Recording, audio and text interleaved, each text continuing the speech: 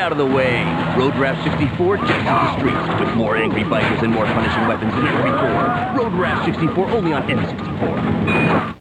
That's the only ad I could find. They had no Genesis ads for this game. Well, apparently they only released the Road Rash 64 on the N64. N64. Congratulations. Yeah, well done, guys. You nailed it. Hey, what are y'all doing? Welcome to Play Retro. This is where we watch and play and talk about really old video games. I'm one of your hosts, Scott Johnson, and I have a chain I need to whip around I have a chain I need to whip around and wreck motorcycle riders with. I'm reading really good today. And a bat. Don't forget the bat. Anyway, we are hell on wheels, and this is the way we travel now, so get used to it. Now, break that rusty cage and run. Break that rusty cage and run. And I'm your other host, Brian Dunaway. And can you take a look at this road rash for me? I think it may be infected with grunge-era music, and I really need to get back out there and punch some bikers and hop some cows to earn some, just enough to give me all the CCs my crotch can handle. Hand me my whipping chain. It's clobbering time. Wait, that's not the right. No, you get sued for that. Thing. That's the thing, yeah. Yeah, you'll get sued. You don't want to get sued. Crotch. We're going to talk about Road Rash today, and been a long time coming. People have been asking for this one for a long time, and we're gonna get into it. Started in '91 with the Genesis, moved on down the road to things like the 3DO sequels on the Genesis, and eventually an N64 game that I forgot entirely about until this week. So that was fun to rediscover. Yeah, we'll get to all that. That's all coming up, right? That's what we're doing. Yeah, we're going to do that just in a moment. But first, we're going to talk about what we got up to this week. That's right. I played mostly pinball. I'll be honest.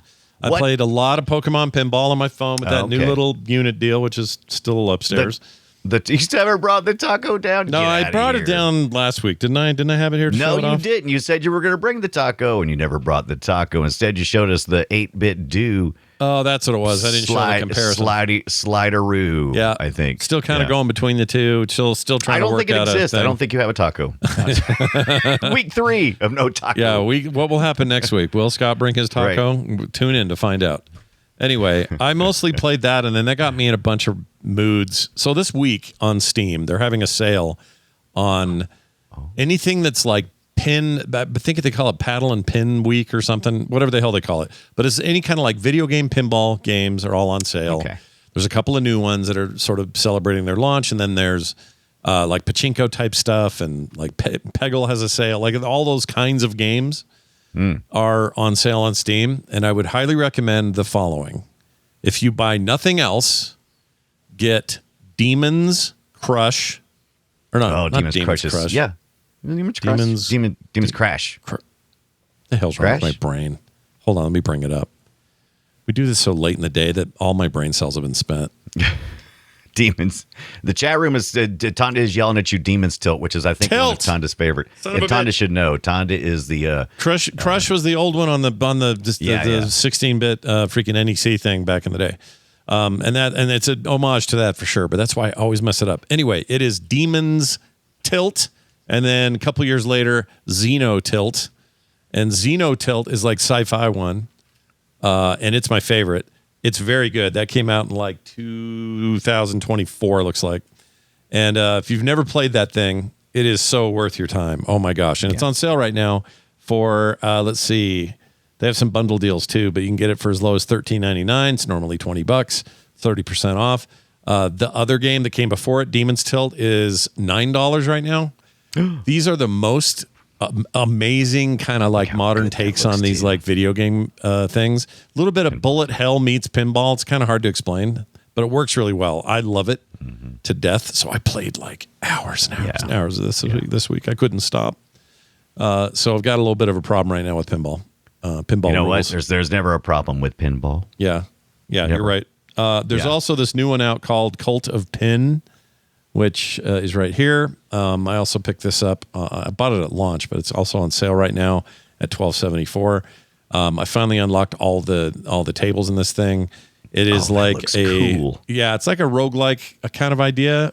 Very interesting, like really hyper realistic physics, but the boards themselves are all pretty fantasy. Tables look great. Tables are really cool. Bonus stages are really cool. I'm trying to find the one that's I don't have a picture of the third one. There's a underwater one. There I it is. like there we go. Yeah. To I get like a the piece of bone that. one myself. Yeah, the bone one's really cool. The final one's really cool, which is the one you just saw there. It's just a really neat take on the roguelike genre, but also just feels like a good video game pinball machine. So big fan of this sort of thing anyway. And when I wasn't playing these, I was playing Pokemon Pinball on my GBA emulator on my phone.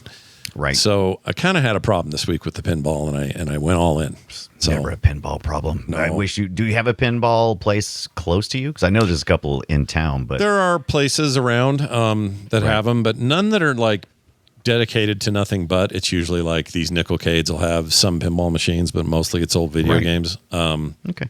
Vegas, they have the Pinball Hall of Fame, which is a very cool, big, huge, expansive warehouse full of these things, but I'm not in Vegas that often to actually enjoy it. So, yeah, I wish there were more around here. I would like to just get my hands. I want like a 1960s, mid 60s era pinball machine. I don't even care if it was a good one. I don't care if it works. I just want to have one in here. Just put it right there. That's the dream, right? Have a real pinball in the house. Yeah. I'll tell you though, Tonda's introduced me to a lot of pinball places, and every time I go, I'm like, this looks like a lot of work. Yeah. Yeah. I'm always really impressed when I go to a place where all the tables work. It's like, how are you doing this? How are you doing this magic? How are you keeping all of these things, these mechanical pieces of history, all functional? Good job. You're doing great. Takes I think a certain kind of hardcore pinball fan It really does. to be good at that stuff.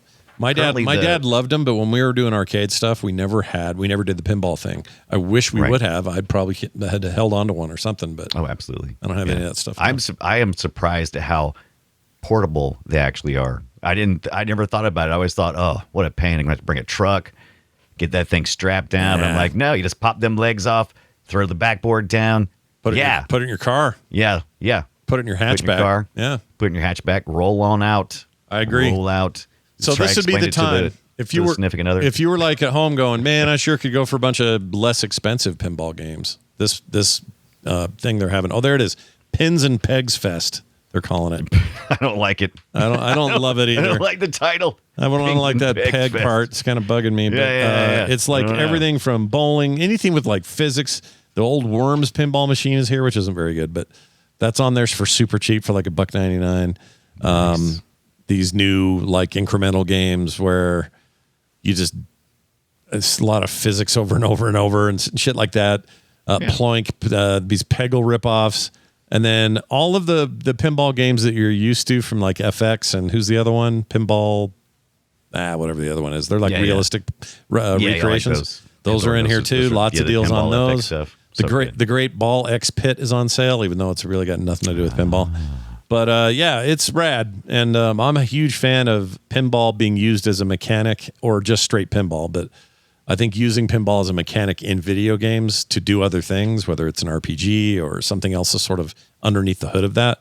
Big fan of that kind of creativity. So check it out. That's what I got busy with. Brian, what'd you do this week? Well, I went through and I looked at some of my magazines I haven't pulled out. I bought a whole bunch of them at some point in time. Magazines, what's that? We used to get our content delivered to our front door or at the Walden Books, and we would go pick up magazines such as the Commodore magazine, the best of 1987. What do you think is in the best of 1987? I would have no idea. We got to add here. It says Comic Setter. That's a comic book thing. I just wanted to show you that real quick because you can make your own comics right there on your 8-bit computer. What do you think about it? I think me and you should do that. Yeah. We should make all of our new comics through that. Anyway, all right, let's go to adventure role playing, right? Let's take a little peek and see what was the hotness, what was the best of, if I can get this lined up. Boy, what did we give a poop about in 87? I can't think of. It looks like, what does that say? Look, I can't even see it. Let me read now. I guess I got to. All right, so I guess I got to pull my glasses off. Here, you can stare at my face now. Yeah, good. Look at Brian's face. There we go. Station Fall, Infocom, only $34.95. Your assignment is pushing pencils as an office worker. Oh, yeah, I remember that. No, I don't. Lurking Horror, Maniac Mansion. Now, there we go. Lucasfilm Games. Yeah, we did that. Guild of Thieves, Firebird for only $39.99. Sure. Bureaucracy, Infocom. Another Infocom was doing pretty good this year, it looks like. Here's the deal I loved. Pirates. The Pirate Microprose's Pirates. Very good. Wait, that wasn't Sid Meier's Pirates, is it? Was it you assumed the role of a pirate whose goal is to, I think it was. Too early. I think they just shortened it. Well, maybe not. Destiny Knight's Bard's Tale, not Barb's Tale. Bard's Tale, that's Electronic Arts. Hey, we know about those. Yeah, guys, Bard's Tale is they're still making those Bard's games. Oh, they were doing several right now. Look at this. They were doing, here's a smattering right here. Look at this. We got Destiny Knight by Electronic Arts. And then we got A Legacy of the Ancients, also Electronic Arts. And then right below that is Ultima 5 Origin Systems. Hey. Best part of this is how we get your blank TV while you're explaining all these to us. Really? Why didn't you say? Well, you were going. I didn't want to stop you. Why were going. Why didn't you say, hey, Brian, you pushed the wrong button? Yeah, you pushed the wrong button, Brian. I just didn't want to throw you off. And to your credit, you were correct. Sid Meier's Pirates, 1987. Microprose published it. That was it. Yeah, that was amazing. I think later game. on they went back and retitled it probably, but that's just the action adventure part of the best of 1987. I could go on, but you could go on, but yeah, but I'm not. But that's what I've been doing. I've been doing a lot of magazines, digging through, finding old games. Sometimes people ask us, how do you pick the games for each week? And I'm like, well, it's a combination of things. Sometimes we take suggestions, and then sometimes it's just news coming out about something or anniversary for a game. Mm-hmm. Like the one we're doing this next week has a new release for it, so we're going to be talking about that in a little bit. But then when that is all dry, I start hitting the magazines. Nothing wrong with that. I start digging through and looking for ads, and then I start reading interviews and go, okay, this is inspirational. This is the stuff we need right here. I love that stuff. I love going through old ones. I keep all my my next gen magazines. They're all right over there in a stack. I still go to those all the time. They're great. I came this close to ordering 20 Computes Gazette floppy disks that were in really good shape off eBay. Somebody wanted $50 for it, and I just couldn't. What's on them? The trigger. So the Computes Gazettes used to do a lot of type-ins early on, like in the early 80s to the mid 80s, and they started selling it with the floppy disk, which had all the programs already typed in for you. If you wanted to, you could just use them. That's cool. Yeah. So instead of going through the thing and type what you see and then test and all that, which is still a fine exercise. It's good for you to do that once in a while. You just run them because they're on there. Yeah. And they also had the tools in there too. So if you did decide to type some stuff in, there were some enhancement tools there, which you can use. Yeah, I like it. But yeah, they were $50. I did the math. And I was like, oh, that's actually a pretty good deal. I just couldn't convince myself to spend $50 on floppy disk that I may or may not use. I've already got like hundreds of floppy disks I haven't even gone through. Yeah. Come on, Brian. I got piles of that stuff that most of it's probably not readable. I have no idea. I have been shocked. I say shocked at how durable floppy. They kept telling me that floppy disk will never last. Remember that? And it's like no. I've. Well, more, it's true overall. It just you may not have hit the limit yet or whatever. I feel like CDs have gone quicker than those have gone.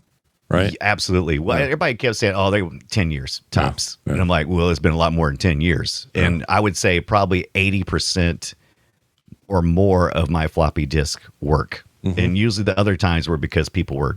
Have you ever seen anybody hold a floppy disk and it just makes me nervous? Oh, I don't like it. how they hold it, they almost fold it, and I'm like, "Don't do that." Yeah, when they hold it to put it in the thing and they kind of curve it like a piece of pizza. Yeah. What are you doing? I'm like, "Don't do that." No.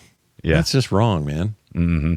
Well, now you make me want to play Pirates. That's fantastic. Pirates is so good. I'm definitely playing that this week. Well, Computer Club. More on all that a little bit later. Let's get to our big main topic today.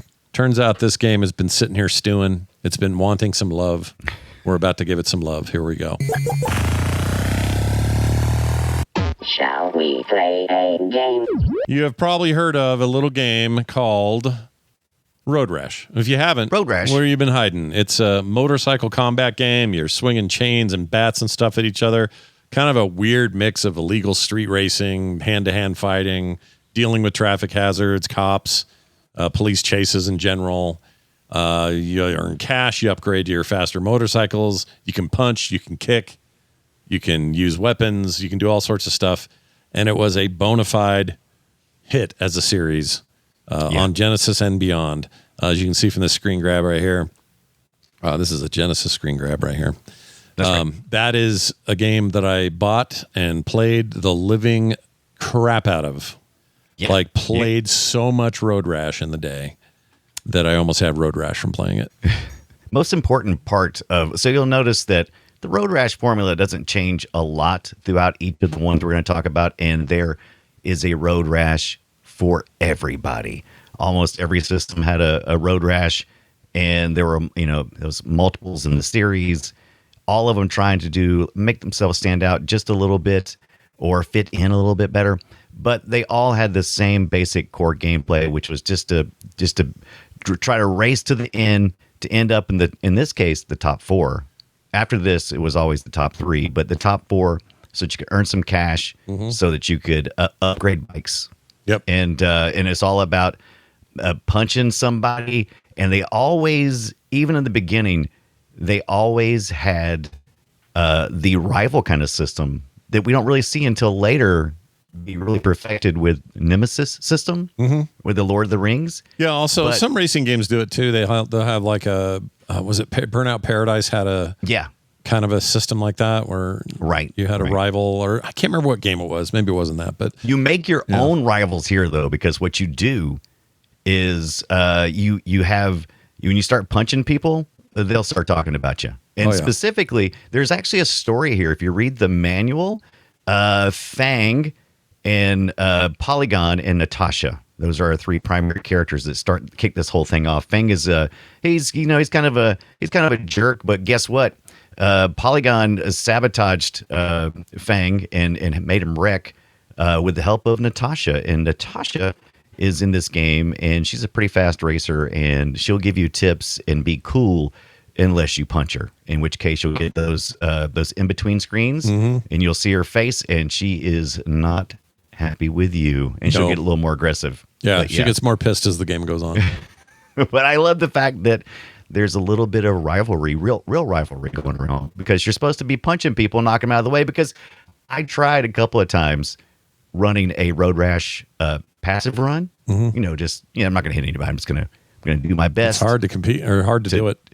It really is, because they, you get punished for that. The other races will catch up with you and pass you. Yep. They basically employ a bunch of cheap rubber banding techniques to catch up to you. Now, if you're going in there with the intent of knocking everybody off their bike, it's not a big deal. Like, you can deal with the rubber banding because you're fighting and you can stop it by doing that. But if you're just trying to race, you're gonna be rubber banded on constantly, which is kind of annoying. Yeah, I don't know. You like that stuff. I hate that. It drives me crazy. It's according. Okay, so I like rubber banding in kart games, battle games, any type of battle games, because the reason being that you will get knocked off many times, and it's no fun to be at the back of the pack and nobody to fight, because it's really not about racing. I mean, you got the goal of racing, right, to get to the end. Yeah, it's really about making sure the other guy doesn't get first. Yeah, it's not really about you getting first. In multiplayer, it's fine because it doesn't actually really exist in multiplayer. You just have techniques to stop, to get out in front. Like in Mario Kart, you use the blue shell to upset everything, and the leader is now the loser, and blah blah blah. Right. But when it comes to just racing against the computer, which is primarily how people play these games, I hate artificial rubber banding where I can't see what they're doing back there. I don't know what they're up to. You don't. They just suddenly show up and there they are. Look, let's face it. We all think the game is like rendering all the action happening, way behind us. It ain't.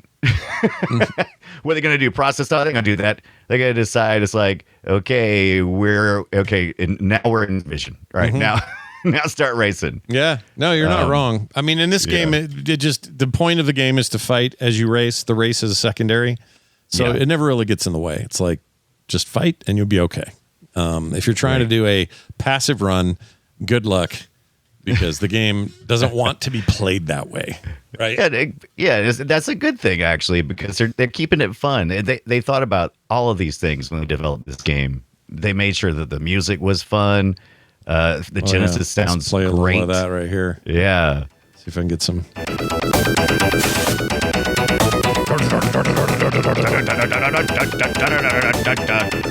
Rival Bank. Yep. Now, later on, we'll get to the 3DO version in a minute, but later on, the 3DO version came along and said, hey, what if we had full CD sound? What if it was It's gonna be great. a licensed soundtrack and All that kind this of is crap. all. This is all from Electronic Arts, right? So Yep. Did we mention that? Yeah, Yep. this is all coming from Electronic Arts, and they've got something besides sports here. They got, matter of fact, Electronic Arts up until about this time was really only a publisher and did not develop in-house games. They took a cue because they were kind of coming onto the scene when the crash happened in the U.S., the video game crash of the early 80s. And so they were a little apprehensive about just taking that kind of investment, but they were fine publishing and putting stuff out there. And so they finally were like, you know what? I think we're missing out. Let's make some games. And so they did, and they made a real banger, a real hitter. Yeah, their first one, let's see, all games they published up until 1987, Skate or Die, were third-party individuals or groups somewhere else, not them. Not them. And this was, I was trying to remember Trip Hawkins' name the other day when he came up. Yeah. I forgot he worked at Apple. He was a former Apple employee. Yeah, before all where he this. learned all of his business, some of his business sense, Except some of the bad business sense. maybe some of the bad stuff. Yeah, because he's got some stuff I think he probably is not super proud of. But I mean, that whole market. I mean, it's all super competitive, right? yeah, and they're in the news Yeah. lately because they just sold themselves for $55 billion to the Saudi Arabia Public Investment Fund, or the PIF. That's right. Yeah. They are no It's longer. almost like money goes up and it never comes down. This is kind of how it works, man. I guess so. I mean, But you know what would make you feel better though? If you made that deal and you regretted it, Yeah. you could just go play some Road Rash and pretend like this Viper guy on his bike is the enemy. yeah, Right? you could do that, and I Yeah. think that's the way to do it. Yeah. Hack the ROM, put Elon Musk's name on the guy's jersey. You're good to go. And this first one, they just keep it to tracks that are in California, and there's not a lot of variety. They all may as well be the same tracks. Honestly, they don't really change it up. yeah. And in the first game, they got The way first more diversity in the second and third games. The 3DO game had like cities you drove through, and also it didn't necessarily look that good, but whatever. It was a nice change of scenery, and you did what you had to do. But I'm kind of bummed that this series just stopped after that. I mean, the N64 game, we'll get to that in a sec. But after all of this, the first real run up through 32-bit systems, it just stopped. And they don't seem to give a shit about this franchise, which I guess there's not a lot here, but why isn't some, like even in EA's more modern take on let's monetize everything and have, overly priced skins and stuff. It's a perfect thing for that. Build a big worldwide online thing where everybody's fighting for dominance on the road and you can upgrade your shit and look cool while you're doing it. Like, I don't know why that doesn't exist. I'm not saying that's how I want the series to go. I'm just saying, how do you let Road Rash just languish? Why? I think the answer comes near the end of our reviews. I think the answer's coming. I think by the time we get to the PlayStation 1, I don't want to talk about that one just yet, but I honestly think what happened on the PlayStation 1 is a reflection of expectations and not being able to be the arcadey thing it once was from here. Do you think there's just maybe it's too simple? Like, it's probably just a little too simple, and it's just a little too, how do you sell it? Well, it's got to play arcadey. And if it gets any more, if the handling gets too good, or too, not even too good, the handling is not great, but it's so forgiving because they know the main thing you're trying to do is fight, right? Get up to the next dude and knock him off his bike. Yeah, it's not about taking the best turn. Yeah. Now you'll as know long as you like got an intention of turning, the game will give it to you. It's like, hey, that's good enough. Yeah, good enough. You were now turning. you may notice, like, wait, why are there cars in the way, and why did that guy almost got hit in this intersection? This is actually part 2. And are we they in part added, you can't really tell. Like, overall, presentation wise, there's really not a lot of difference between these two games. However, One big difference is they added a bunch of traffic. And I like they did that. increase the traffic. Yeah. The first one, you increase the difficulty increases, especially towards the end. One thing you also have, usually there's 5 tracks. There's usually a leveling system where you level up to level 5. And so you have to complete each track and level up your character. And you basically run through each track 5 times. And by the end, you start running into more traffic. Road Rash 2 says, hey, you already know how to race, right? You already know how to do this. We're going to put the traffic in here and you're in trouble. I do like the fact that they obey the realism of road. And so there's cars in your lane, but they're always headed away from you, even if they're kind of slow and stopped. And then the cars on the oncoming traffic lane for the U.S. anyway. Yeah. But and also I think you get this is where the one that introduces the chain. So this is the first. I always had in my head the first game had a chain. It did not. Yeah, and also this has I believe this is the split screen 2-player. The first one only had take a turn. Yep. And the save system was passwords as well as this one. These complicated passwords, and it gets complicated because when you upgrade your guy or your bike, where do you store all that? Well, you got to store it in a code. Yeah. 10-digit password code. Did you ever play the split screen back in the day? I did not. I did fire it up and I mapped my controller to both players, which is something I've done in the past to check out the.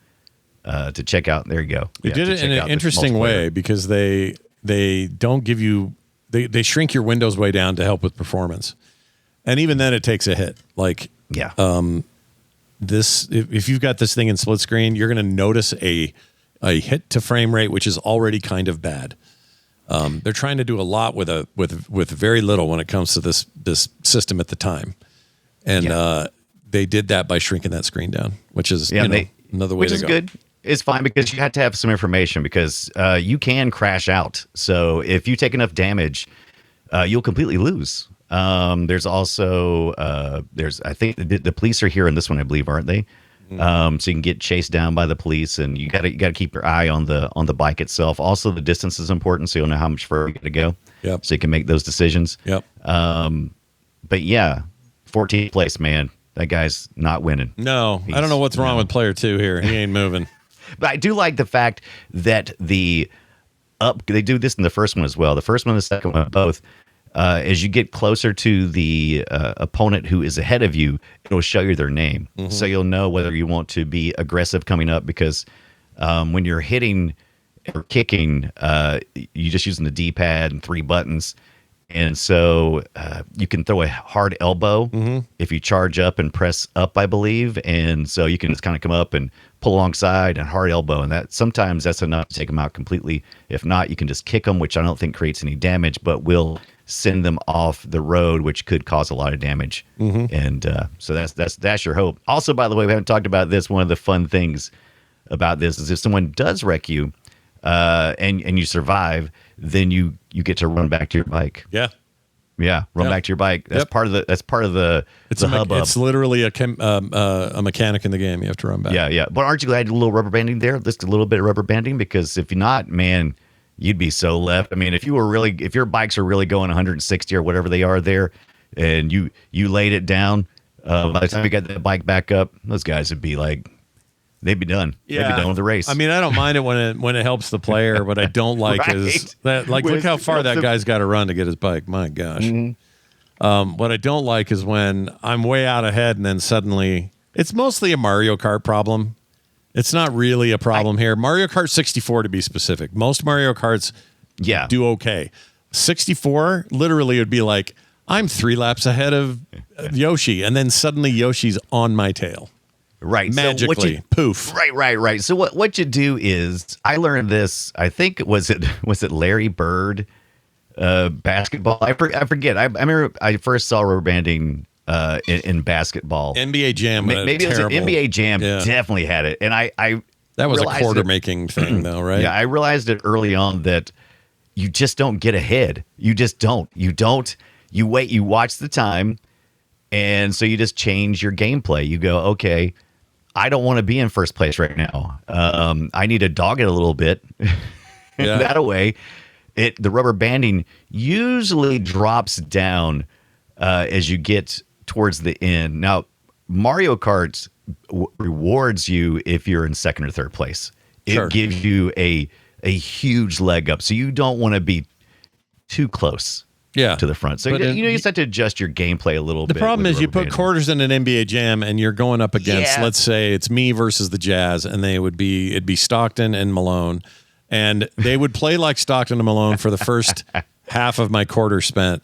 But by the time we're getting down to the wire, suddenly Karl Malone's making half-court three-pointers. Yeah, it's halfway. Oh, I hate that. Every shot he takes, and he doesn't make regular three-pointers. Yeah. I do hate that, but also I think the benefit of rubber banding outweighs the negatives.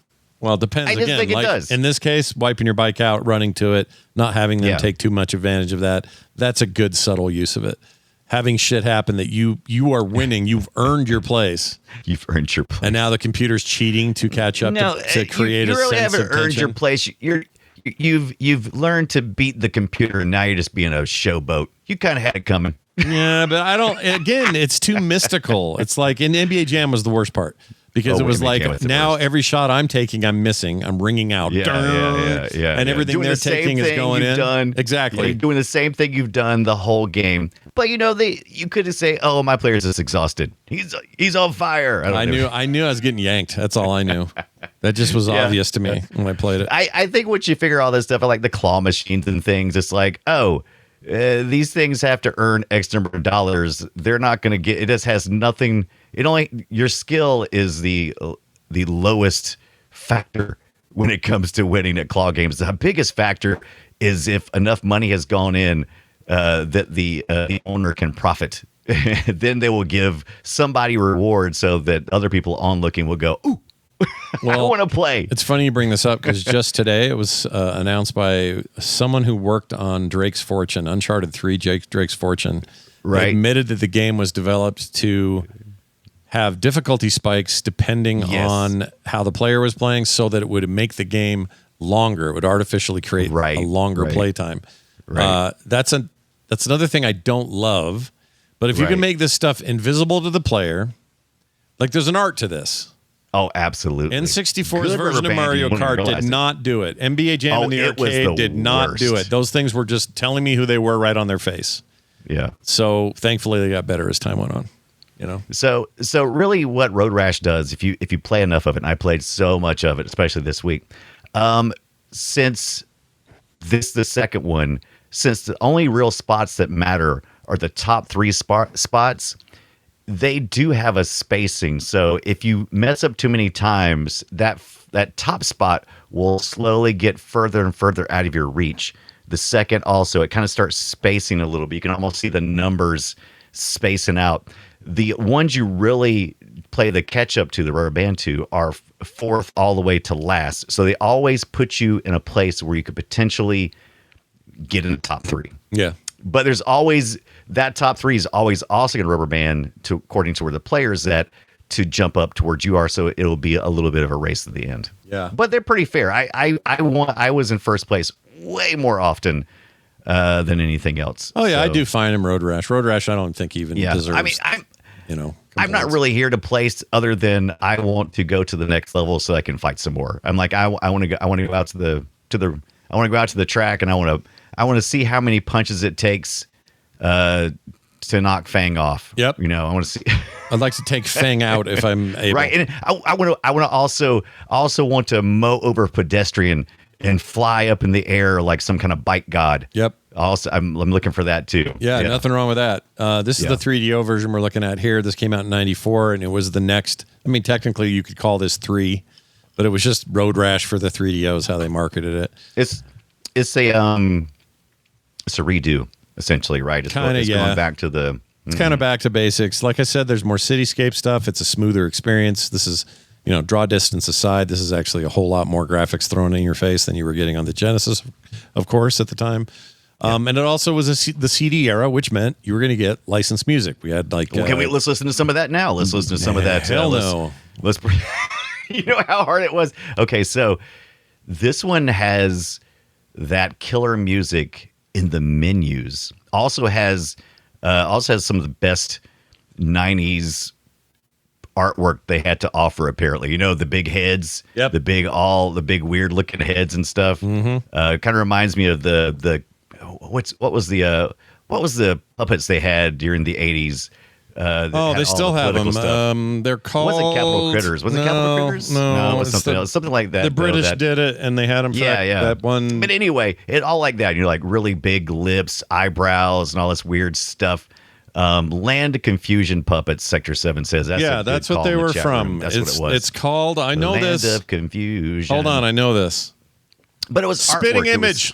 Spitting Image, but it was artwork, right? It was like the kind of thing you would find on your Trapper Keepers of that era, your notebooks, and that kind of stuff. And so your menu system really shines here. It outshines almost with some some Soundgarden. That's what they look like. There's Pearl McCurdy. Pearl McCurdy. She reminds me of Janice from the Muppets, right? They look like hyper realized puppets is what they look like, with all these, this great lighting, just over the top, airbrush look, lighting. But that's where your music was at. So when I was playing it this week, I played like the Sega Genesis music during the menu parts, and then I would switch over to the in-game music, because the in-game music when you're racing is okay. By the way, this is called Road Rash 1994. 94 is what most people refer to this one, because it's causes a little confusion with the That was the original. year it came out. Yeah, and when you race, you're just getting this. Yeah, you're just getting the nice little bees. Yeah, and there's nothing here in the music that's, fancy. But when they do cutscenes or the intro or any of that, it's freaking Soundgarden and, cool bands from that era. Yeah, the band of Paul. You remember Paul? P-A-W? No.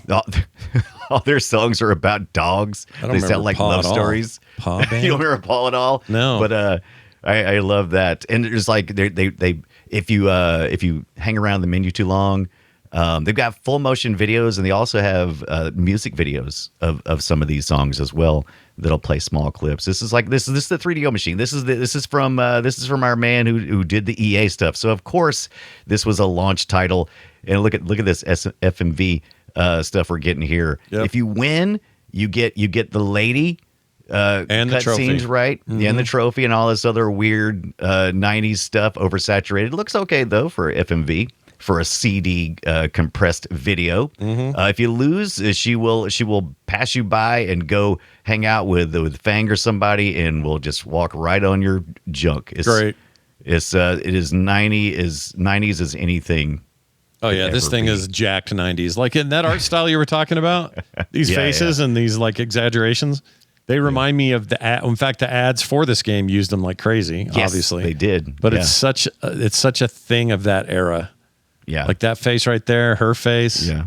Oh man, I kind of love it though. But you get to choose your driver, and you start out with the rat bikes essentially, which are the lowest of the low, have the lowest CCs, right? Yep. But more easier to control as you get up. Once again, we've got like 5 maps. I think these are the Road Rash 2 that we looked at on the Genesis. I want to say that went continental, intercontinental. So it was is all over the U.S. in different places. But this one, you're back to just racing in California. And you get to go to a bar, which I think is really, I really like how this one handles it. So in the other games, you'd have like these cutscenes, well, they're not really cutscenes, like cut photos, cut art that would, that would kind of have some, little blurb about, whether the police are mad at you or one of the other racers has some thoughts on you. This one, you can go and you can kind of gossip at the bar. And you get an idea of who's going to be kind of friendly to you or who's going to be rough out on the road. So when you come up on one of them, you know whether they're going to try to attack you. So you can kind of prepare yourself a little bit. You can preemptively make some strikes on them. Yep. So I dug that. And I just like the kind of the almost not quite role playing, but it just gives it a depth to it that makes me feel attached. There was like progression in the game, which is unusual at the time, especially in a racing game. and you're doing your leveling. And I think I mostly raced as Slim Jim and Bose Jefferson. Yeah. Sounds like a new sound system from Bose. Yeah. I didn't play as Axel. I found that I enjoyed playing against Axel more than being Axel. So did you have a rasher? By the way, you call these road rashers are called rashers. One of the girls' rasher? Name is Rash. She has yeah. Rhonda the Rash. Rhonda Rash. That's it. Yeah. Did I have a favorite? I think I probably just went with Axel. Yeah. Because each of them starts when you're picking them. They start with a certain amount of money and a particular bike. They're all, I think, all wrap bikes, but there is difference in them and how they handle. And because you're going to upgrade as quick as you can. The only real beef I have with this game, the world building's a little off, because if this was real and you were allowed to like walk up to a cop, hit him with a chain, and kill him, basically. Oh, they'll arrest you. Oh, you get thrown into jail for sure. But there's not. I mean, the fact that you can do this sport at all and get away with it. It means there's a weirder world on the outside, but they kind of just treat it like Fast and the Furious. It's like, this is this thing we do at night. Nobody knows about it. It's kind of a secret. Yeah. You won't find much story here other than it started as races between bikers, and there's a rivalry, and that's about all you get. Yep. If the cops catch you, you're on your own. Yep. Right. Yeah. Yeah. It's good though. That 3DO version is good. The 3DO version is great. I think it's probably the best out of all the ones I played. It's the best looking. I'm going to say that maybe, well, we'll get to it, but the N64 game, which I hadn't heard of until this week, I didn't know that existed. I must have been out of the Road Rash business by then. But that thing looks like ass, but it plays really good. Oh, yeah. So I think I'm going to give that the reward for gameplay, and I'll give the 3DO the reward for like maybe overall aesthetic and vibe. I think the most complete game is the 3DO. You got saves, and it's just you got saves in the N64 version as well, but you don't feel like there's much. You don't feel like there's really any progression. You get to go to the restroom in this one, where you can either play, you can choose to play, like a career mode essentially, or you can just play, just a race. You're just like, oh, I just want to go out there and I want to box some heads in. Let's go do it. And the PlayStation got a version of this as well. The Saturn, there's a Windows version, and it's all basically this right here. Yeah, basically all this. Sega CD had kind of a unique take, because even though it was lower, the graphics weren't as detailed and the colors were washed out. They had the music in game, so you could listen to the CDs in game. Yeah, even your own music once you loaded it. Yep. But it was basically the Genesis. It was Genesis graphic, like the Sega CD played a trick on everybody. Everybody thought it was this like hot new advancement.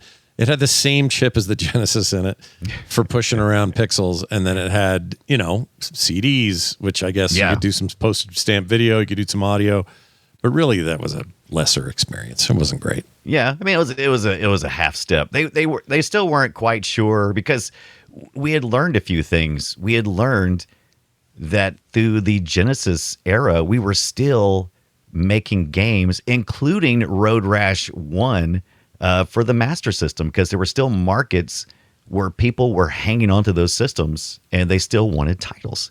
So, Sega's kind of like, Sega's just not quite sure. It's like, oh, do we need to send out a whole new? We got a pretty good base here. We've already got a decent sound chip in here, right? I mean, do we really need to sell a whole new system? Shouldn't we be focused on games instead of this lost leader that is a console? I don't know. And then, of course, the competition really. Yeah, but maybe. But then they kept doing that, and they kept confusing and diluting their own market. They were like, well, I mean, CD, in hindsight, now 32X, and stack them all together, and now there's two versions of the Genesis, and there's two versions of the freaking CD, and it's like, what are you guys doing? In hindsight, absolutely dumb as dirt. Some might say sight. Some might say, you think so? Some Maybe people say the leadership on both the Japanese and the American side should have had the wherewithal to see where things were going, and they just didn't. Right.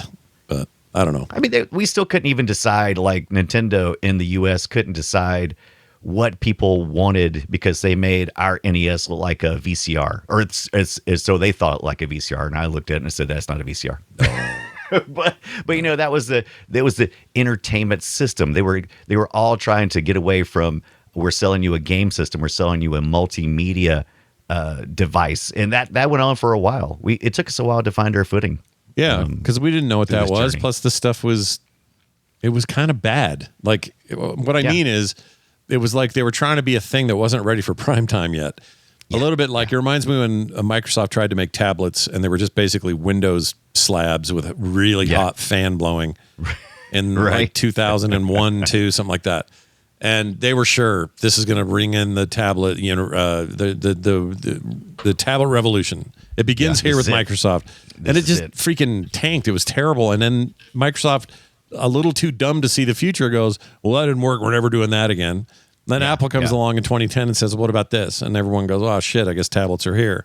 Yep. And where was Microsoft for that? Freaking nowhere until they did the Surface stuff, which was a little too late. Although, I don't know, those are decent. The point is, though, some companies, I think they just get so out in front of themselves, they don't actually see what's coming. They just don't. Well, it really takes a strong leadership. That's what Apple has always had, a really strong leadership with no questioning. They kind of have a vision, right? Yeah, they let that one guy get out there and just, sink or swim. Yeah. Do it. Even now, and, even with the era with Tim Cook, it still felt like there was vision there. Yeah. And I'd say this is true of a few companies. I think Nintendo has vision. I think sometimes they stumble, but they have vision.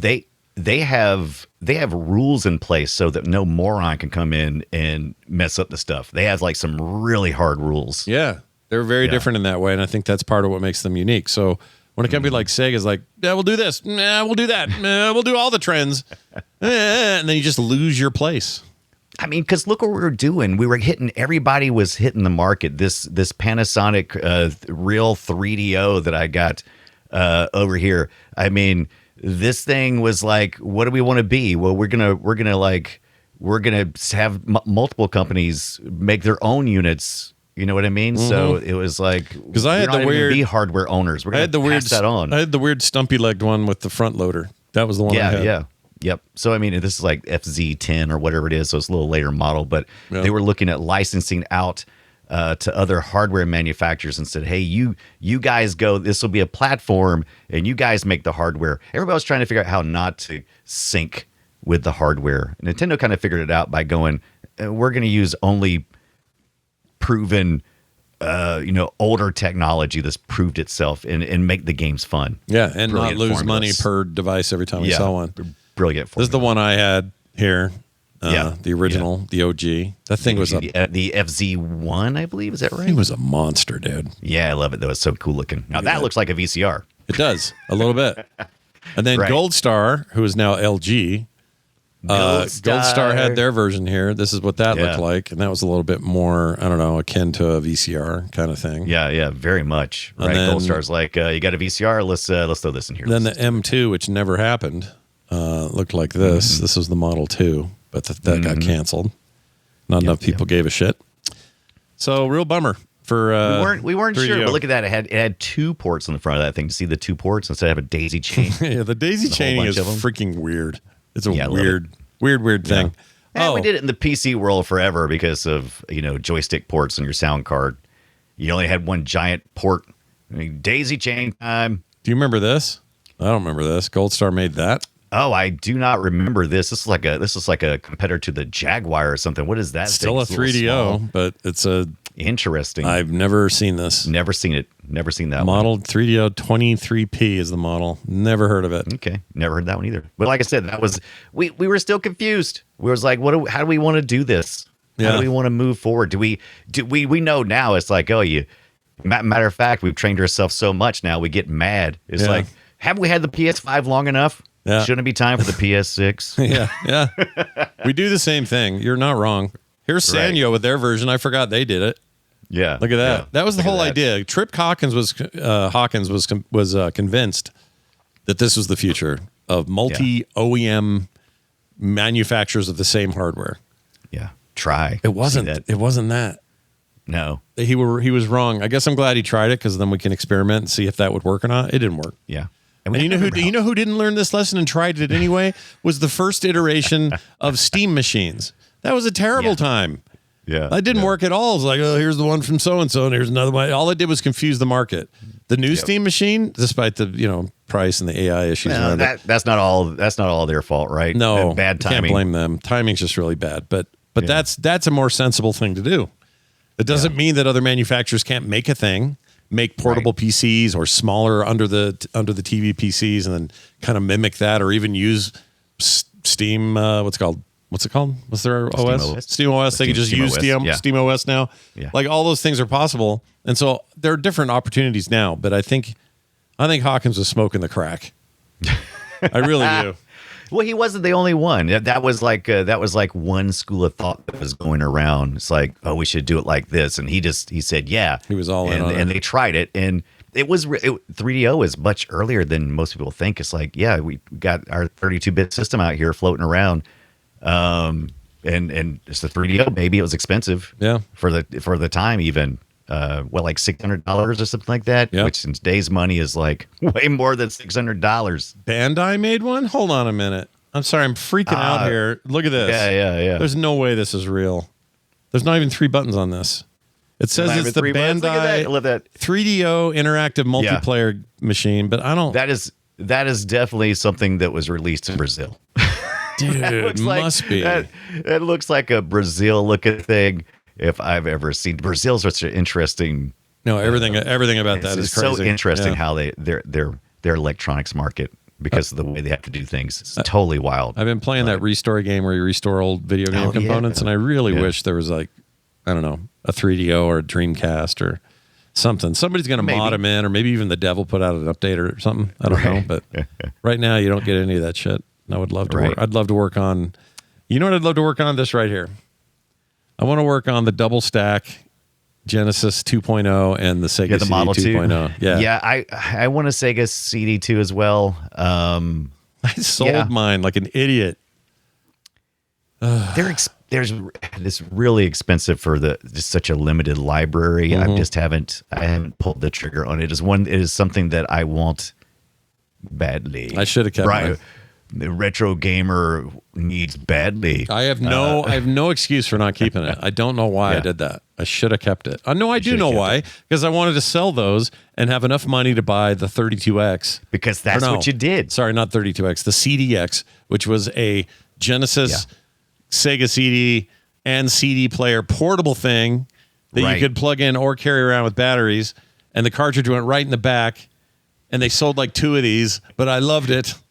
It kind of reminds me of the, Back to the Future when Marty goes back in time and he's got to get back. But, he's all talking about, oh, yeah, we have 2 TVs. Mm-hmm. And they're like, 2 TV. And it's kind of the same thing. I mean, it's really only, except for a few people, it's really only more recently that people have like 3 or 4 consoles in their house. Most everybody is like, I can have one. Yeah, the kids have a Switch, and that's it. Yeah, you can have one, and then you have to sell that one to be able to buy that. You had to time the market just right. It's like, oh, does the old one still have value? I got to time it just right before it loses all its value, so I can get the next thing. Yep. Yeah. This is the one, by the way. I had this. Yeah.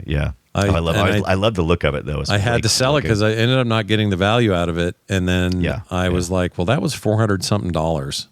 Yeah. So I felt like I had to sell that, and I did. Yeah. That's just how it was. Yeah. And that's the way it was, kids. Such a cool device, though. You know what? Yeah. You know what happens in Road Rash on the 3DO if you get busted by a cop? You thrown in the pokey hokey. Yeah. They usually like rip your shotgun, double barrel shotgun out. I think you really probably need it to be arrested. But they after that they take your money. They take some of your money. Yeah. And you have to go back in, and you can't buy. You can't. I love going into, what's the name of the store? It's such a stupid store name. It's so 90s. Can't remember. Oh, what's it called? It's Ollie's Scootorama Bike Shop, where you can get in there and pick up, some of your bikes, like the Pero Pico, which is when you start with, Corsair Swallow, the Kamikaze.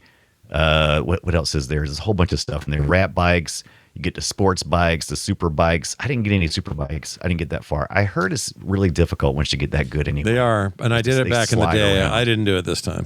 It's like, that wasn't going to happen. Slide around and die. Yeah, it becomes untenable because the game only runs at like, I want to say maybe 15 frames per second. It's probably. I think it's somewhere around 20 frames per second. I think I looked it up at one point in time. It might be close to that. Yeah. Yeah. I mean, these are just like. But to get a super bike and suddenly have all the speed 3D. on the planet, oh my gosh, you're gonna just die. You just shoot off and die. I think this guy's in one right now, actually. Yeah, and he's handling it pretty well, but he's handling it pretty. Like he must be doing some catch up or something. No, he's in first place. Mike is killing it. Yeah, he's kicking ass. Oh yeah, Mike's pretty good. He must have a super bike though, because that thing is. Because look at the jumps on this thing. Yeah, I love that. Yeah, you can you can ramp off people. I like this one because this one feels personal with the obviously some EA staff captures of them walking out into the road and you just cream them. It's just fantastic. Yeah. It's very fun and violent. Now, just like you wanted. The N64 game, which again I didn't know existed, but some of you may not know either. Surprisingly depth of gameplay here that was unexpected. This showed up nowhere else, certainly not under the name because it was an N64 exclusive. It literally is called Road Rash 64. Whenever they do that, they don't usually port that stuff. But I mean, this is nasty. Look at that. Yeah. Yeah. It looks like crap. It's got all the problems that you expect from N64. It's got that, that cloudy looking draw so that you can't notice how crappy the draw distance is. Yeah, just muddy and smeary and muddy but they kept the gameplay. Is the bike arcadey and kind of slidey a little bit and a little floaty? Yeah, but it don't matter because they keep all the characters.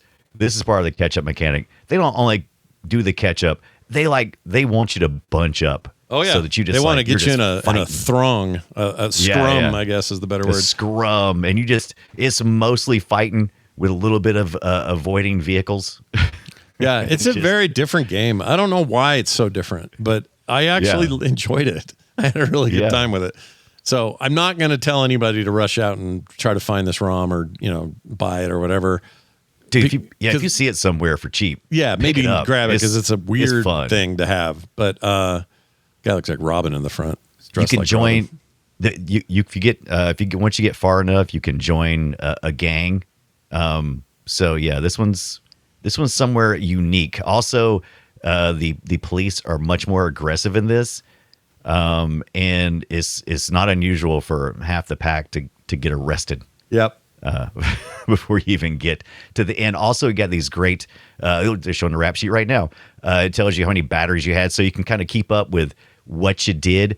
And one of the coolest parts is the N64 is the era when we started going, hey, you know what? 2 controllers, that's not a party. We need 4 ports. And so you could have 4 controllers, 4 split screen. Mm-hmm. Good news, the game can handle it because it's like one polygon and 4 textures. It can handle it pretty well. Yeah. So it's time to do a little couch party with you and your friends. And what better way to do it than riding some bikes? There are 4 or 5 better ways, but if you're in a pinch, you don't have the year's 1999, Scott. Yeah, but if you don't have GoldenEye in there, then what are you even doing? That's true. Yeah, well, I mean, you can't play with so much GoldenEye, right? Eventually, you're like, okay, that's enough. Some Bombermans. They got lots of choices for multiplayer back then. Yeah, I think this isn't the worst thing you could spend your time with, though. It's fine. Yeah. I had a good time with it. Music's pretty good. Yeah, I think the music's pretty good. You got any taste of that music there? I think it's right in-game here. music. A little bit. Listen to that. I don't like his shirt. It's got little cuts in it. Listen to that bike, too. The bike sounds pretty beefy. And you're kind of, in this one, you really are choosing between like old school kind of bikes versus speed bikes. Yeah. And so you kind of got like a couple of rival, I think it's like 2 or 3 gang types. But yeah, this one's just, it looks like but it plays like it's got the truest heart. Yeah. They went back to what they needed to because we're going to give just a mention to, and we'll maybe visit it one day. The year before, Road Rash 3D for the PlayStation came out, and it is not that fun. No. And the reason why is because it's really one of the best looking games out of all of them. Frame rate's pretty good. But the problem is the bikes ride like bikes. It's a little too good in that area. You have to spend a lot of time controlling the bikes and not nearly as much time fighting. The bikes go fast. Yeah. In the scene, when you're going when you're going over 100, it feels like you're going over 100. Yeah. Because things pop in. The feel of it is more like you're playing Hang On, and that gives you less time to get goofy and smack people. Yeah, which is what I'm here for, right? I'm here to smack people. I'm not here to race. It is technically impressive, though, if you look at it. Oh, for the year PS1 1998, game? Yeah. Absolutely. It looks really good. I gotta address this. Hello Kitty Pez in the chat says Scott is such an N64 hater. That's not true at all. I loved my N64 and I played it like mad. And two of my favorite all-time games, like top 10 ever, came out on that thing: Ocarina of Time and Mario 64. And to this day, every 3D game I ever played that's like a platformy camera-driven game owes their very existence to ground laid by the N64. Yeah, that stupid little stick they had. Stupid little stick. I love that device. I'm not going to lie and say that these, like some of them just look like that version of you saw right here. That Road Rash thing looked like shit. It looks bad. Yeah. By N64 standards, it looks bad. There's plenty of games on there to look good, but yep. I would. But this is about where it ended. So we're looking at the games that kind of like we're at the stage Road Rash kind of said, "Yeah, we're hanging it up. We're not doing these after this." There was a really good one we're not getting to, and I saved a little bit for like a second episode eventually. Yes, we know there's a Road Rash 3 for the Genesis. Yeah. We also know there's a Road Rash 3D for the PlayStation that didn't review that well, but it's kind of unique. And we know that there's a pretty good review of a Road Rash Jailbreak back in 2000. So there are more things to visit on Road Rash, but come on, we rashed it up enough this week, right? We were rashing it. Also, my memory of Jailbreak is gameplay wise, people weren't super stoked with it. I mean, it even looks worse. Right. This looks worse than the one we just saw. Yeah, but it is. I played it just for a minute, and I was like, "Oh, okay, this is pretty good, though." I mean, look at the they brought back. They heard the feedback, I think, and said, "You know what we need to do? We need to have a lot more punching. Need to get goofy. Yeah, need to get goofy. A lot more punching, a lot more outrageous things." And I felt like the bikes kind of stayed on the road a little better without having to fight it. I don't mind the bikes getting better and more slippy as you improve as you go up the difficulty. Mm-hmm. But I do like to in the early stages like to just kick and whip my way. Yeah, whip and nay. Now, right if you live in the year of our Lord 2026, you might be asking yourselves, well, what the hell, man? I want to play a game like this today. I have some great news for you. There's a game called Road Redemption. It's not that new anymore. Yeah, 2019. Let's see. Did it come out of 2019? It came out of early access. That's what it was. Yeah, it feels new to in comparison, right? Yeah, but it was in the early access for a really long time. Yeah. Have graphics gotten that much better since 2019? I mean, we've been through a couple of... since 2019, no. Yeah, like we've hit a curve. Hardware problems too. But it's mostly just a curve that was going to even out. It was just the way things were going to start looking. They were going to look good in 2019 and look just as good in 2026. Right. And that's been proved out. Like there's very little, especially if you're running stuff on PC that came out on like PlayStation 4, 5, 6 years ago.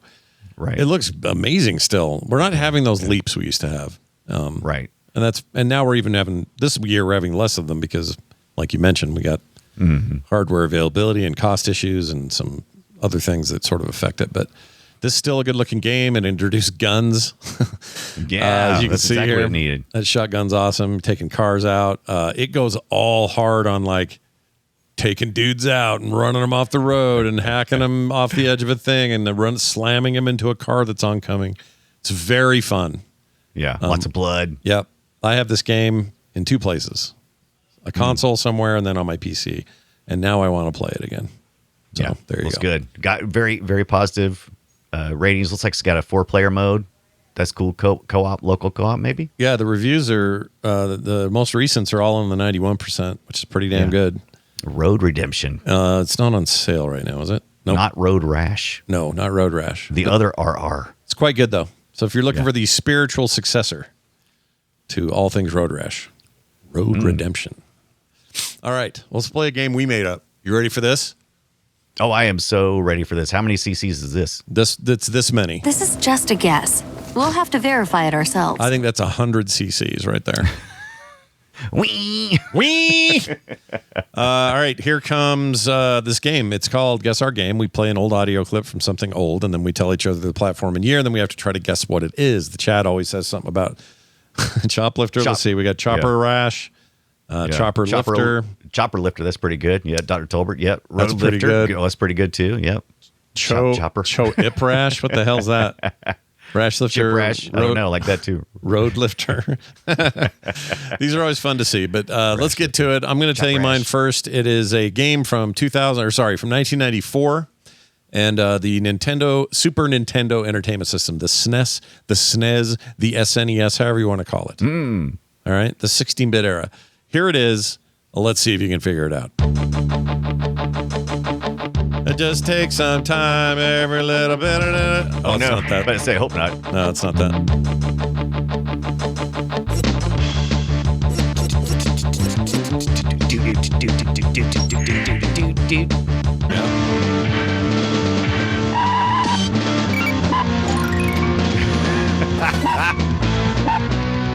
It's a nice loud game. Yeah. It's also pretty edgy. You hear that rock and roll. Yeah. Nice. Here are your options. Is this game A, Uniracers, B, Skitchin, C, California Games, or D, ESPN Extreme Games? Wow. It sounded like wheels tearing up.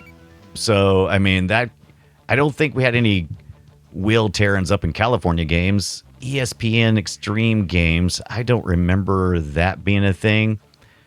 So I either got to say Uniracers or Skitchin, which was also a hyper-violent punching beat 'em up on wheels, on skate wheels, right? Yeah, you were holding the back of the bumper of the car, and you were basically Marty McFlying your way to work, is what you were doing. Yeah, and you didn't talk about skitching this whole time. No, so I don't. It did spin out from this whole thing. It was an EA game and all that. Yeah.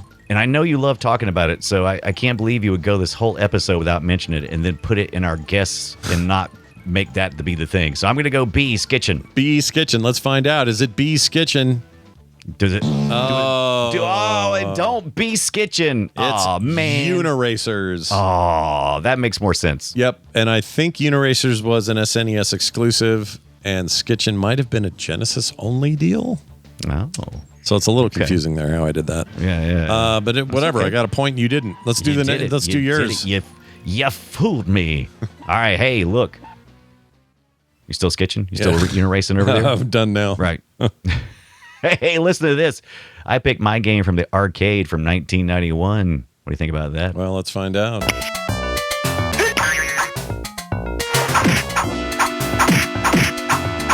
You said arcade? It's the arcade 1991.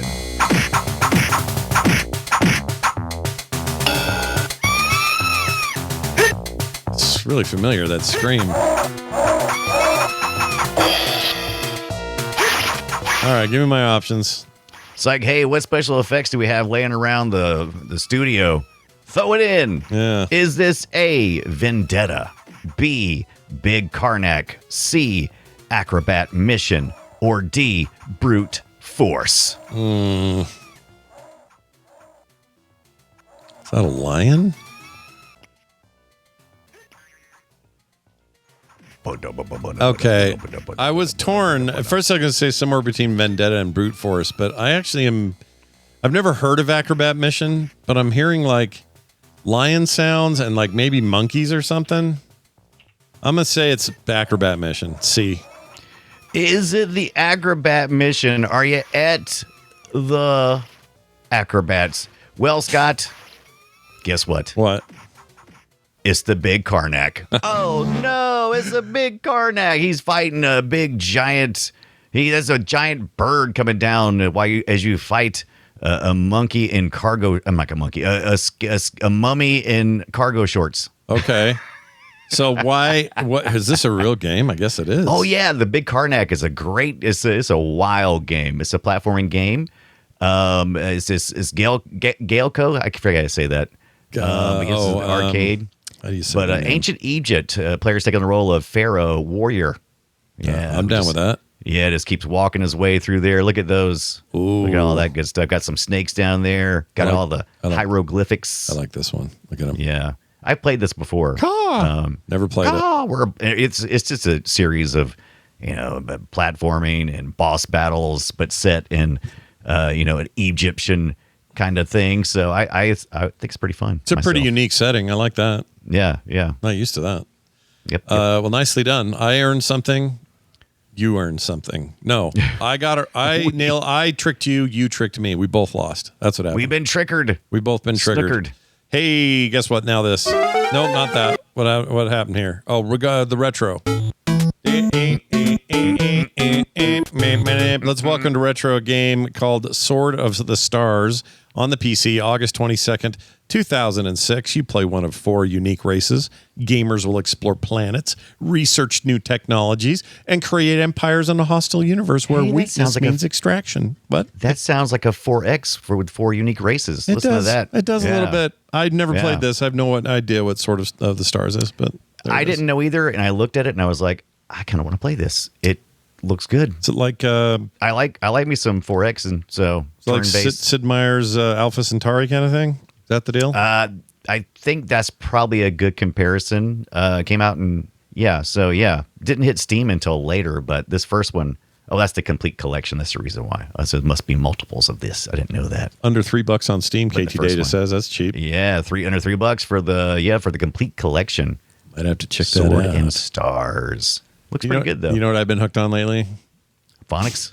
No. This effing game, it's the TCG Shop Owner Simulator, however the hell I don't know the full title. I can pull it up. But basically, you run a collectible card shop, and the cards are kind of Pokemon. Oh, yes. I've seen this. Drew's told me about this. That's my oldest son. The loop is so addicting. Yeah. It's really well made. I mean, the thing about it is it's like not particularly good looking. It's kind of an ugly game. That's fine. TCG Card Shop Simulator. That's what it's called. Sometimes ugly games can be great. Yeah, no, they really can. And it's got like high 90s on the reviews. You go through your books of stuff and sell your rares on your little rare tables. You sell all kinds of products you buy during the thing. You take your box in, you dump them in. You get gamers come in and they play board games. Wow. And this looks like the same game engine they used to make that video store game. Yeah, and the grocery store game, and about 10 others of these. I don't think it's the same team, but this is definitely. Oh, that's a good idea. Do all the tables in the back. I got to think about that. This is basically those games, and they're all written in Unity. So they're all going to look similar. A lot of the probably a Unity template. Probably. The one that guy. Do you see the stink lines coming off of him? Yeah, you get stinky guys that come in. Him. Yep. You guys spray with a deodorant. Brilliant. There's also a machine that will just dispense a deodorant in the area. Like so that you don't have to worry about it. There's people just going. I need that for like the bathroom in the morning times. I'm getting ready. Yeah, I don't have to work as hard. Just. And as you can imagine, lots of modding for this. The mods are you can get like all real cards. So if you want all your cards that come in that you're always checking and pricing and trying to find exclusives and all that stuff, you can have actual Pokemon cards in here from the mods. Someone put all the Warhammer stuff in here. Other people did like all the Magic the Gathering cards. There's a bunch of naked lady cards if you're into that sort of thing. If you're into that sort of thing. Yeah. if you're just that kind of person. What I got to figure out is I got to figure out how to hire somebody to take orders and shit because I'm sick of working the counter. I want to go do inventory and stuff. Oh, but it's a cool game. It's very addicting. That's cool. Yeah. TCG Shop. Can't stop playing it. Yeah. Battle card, man. Hey, let's get to some listener feedback. That's what this is for. BD. Oh, that's the other funny thing about scalpers. Captain Kipper brings it up. In the game, I can't help but think about it all the time because there are people waiting outside the store before you open, and they just kind of stand around and loiter, and I find it kind of creepy. but also these boxes of stuff that you order when UPS or whatever the equivalent is delivers them to you. See if I can find a shot of that. Here we go. He sprays that guy. That when you spray a guy, it helps your satisfaction levels go up. So it's actually good for your store. But anyway, here it is. Oh no, he didn't do it. But you can go outside. There they are. See all those boxes out there? Yeah. You go outside and you pick them up. They've just been laying out there. And I always get nervous because I'm also checking people out when they get delivered. And the game no one ever steals anything. Right. But I still have this feeling of like, oh, shit. Yeah, that's good. Yeah. So that should happen occasionally so that you do have to worry about that. It's neat, though. Yeah. And 1.0 comes out in September. So that's cool. Nice. All right. Moving on to this email. This is actually a text from Travis Peterson who says, hey, guys, do you think that the retro revolution will cool soon, or are we just seeing the tip of excitement for older games? I think more than ever, there's a serious move toward what people consider to be retro. And by retro, I mean the days when they weren't having to be connected to the internet, where they weren't having to get a day one patch or deal with microtransactions. Like, I think people are really tired of those modern business tropes. There are plenty of great video games that aren't doing this, but there are, all the mainstream stuff, they all do it. And people are getting tired of it. And I think they're turning the other way. And now they're being told, well, you can't afford RAM for the next 10 years. So people are like, fine, I'll use my old PC forever and I'll just play some games I loved when I was a kid or ones I never played. I think we're on just the start of this. That's what I think. Yeah. I think all these indie games are proving a point too. It's like the AAA titles really have a hard time making simple games, and simple games are, I think, all the time most people have for playing. Like, there's, of course, there's hardcore gamers who are just going to play like, I want to get as deep as possible. But then there's like everybody else. I mean, the mobile market is like as casual as you can get. And they're also the biggest part of the gaming market, right? Yep. They bring in more money than anybody. So how do you handle all that? But I think one of my things I love about retro gaming is that the game mechanics used to be a lot simpler. You had a couple little things you did and you just did them. You don't have to worry about a whole bunch of other stuff, min max and everything. I don't know. There was wrong. There was a simplicity to those days. I was very hesitant to say it. It was a simpler time. I didn't want to do that. But yeah, I do also think that there is. I think there is going to be a bit of a. I think there's going to be a bit of a crash because I see all these people just offering things for sale, and I'm like, dude, you're not going to get that. Yeah. It's like I know you think you're going to get that, but you have to actually have people who actually want it. And I don't know. I think we're seeing a tipping point. I think so too. I think it's going to change a little bit. I think some of the companies are struggling to figure out what their role is. Like, what is Nintendo's role in their old back catalog? Do they want to just keep fighting lawsuits about piracy, or do they want to actually actively participate in giving people access to something for reasonable prices?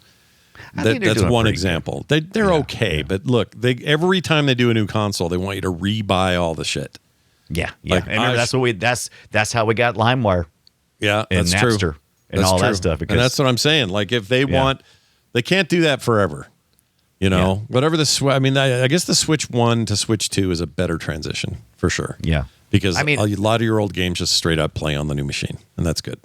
Ideally, for most of these companies, it'd be like, hey, if you guys could just all subscribe, so we'd have a steady flow of money, and we could easily, plan. Yeah, that would be their ideal, right? Mm-hmm. I mean, I don't think any of them are jonesing for like some. It's like, oh, we want to invest a whole bunch of money and hope that we make our money back and then some. They don't want to do that. No. That's how games have been sold for a very long time. And it's like, no. What about just promise you'll give us some money, and we'll just keep making stuff. How about that? You just give us once a month, just give us some money, and that's how it should work. Stuff's changing. I can feel it in the wind. Travis, thanks for the quick message. If you guys go to frogpants.com/playretro, you'll find where he sent his message. It's just a little built-in embedded thing on the website that says, what do you want to say? And you just hit send. Nothing fancy. You don't have to use your real name. Don't have to log in or anything. You just go send it. If you want to do a voicemail, same deal. No, it's the easiest thing in the world. I don't know why people don't just leave us mean messages all the time. That's how easy it is. I've given hackers like a total free run here, and I don't know why they don't use it. Not hackers, but trolls. Abusers. Yeah, abusers. Trolls. But you guys are all nice, so I'm not that worried about it. Anyway, our next discussion / game is going to be backyard baseball, and here are the reasons why. Games. Here's why. Yes, because A, it was amazing. Yeah, baseball in particular. All of them were good, but I really like the baseball game. B, they came out with a version of that exact same game on other platforms a couple years ago. And then just a couple of weeks ago, they came out with a 3D-ified take on the backyard baseball thing, and it was well received. We're having a moment with these. Yeah, and there's an upcoming cartoon in the works. Oh, I didn't know about that. Yeah. Where's that happening? Do we know where that is? I didn't look it up. Okay. I did look it up, and I read it, and I've already forgotten it. We'll know tomorrow or next week. I was holding out. Yeah, I was holding out. I was going to learn more.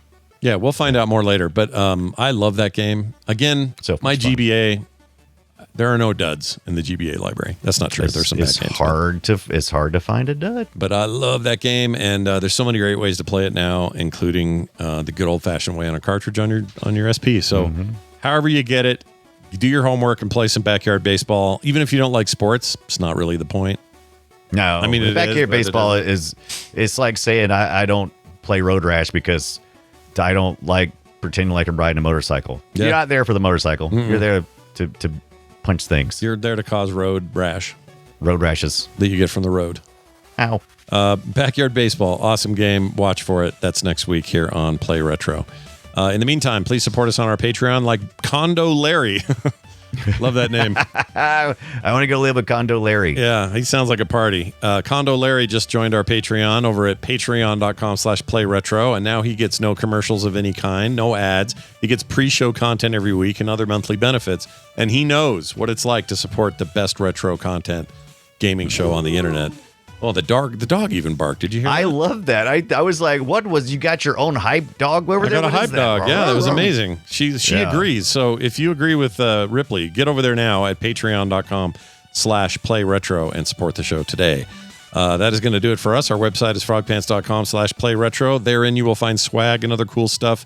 Go use it at your leisure. It's available now. Leisure. That is frogpants.com/playretro. Brian, do you have anything else to add before we go? Absolutely. Come check me out on Fridays at 6:30 p.m. Eastern Time when I do the 8-Bit Computer Club. We're going back.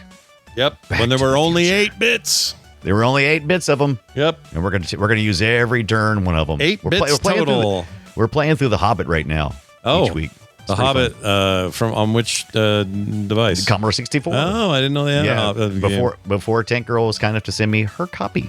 Very nice. Oh, I think you mentioned this. I forgot about that. Yep. All right. Well, that's next, or that's soon. So follow all Friday. Of that. Also, stick around, everybody in the audience. We're going to do Watch Retro right after this. Yeah. If you're a patron, you'll get all that stuff later anyway. And yet another reason to join our Patreon. That's it for us.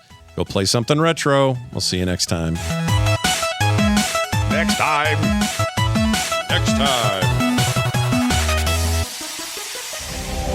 Find all our shows at frogpants.com. Get out of the way.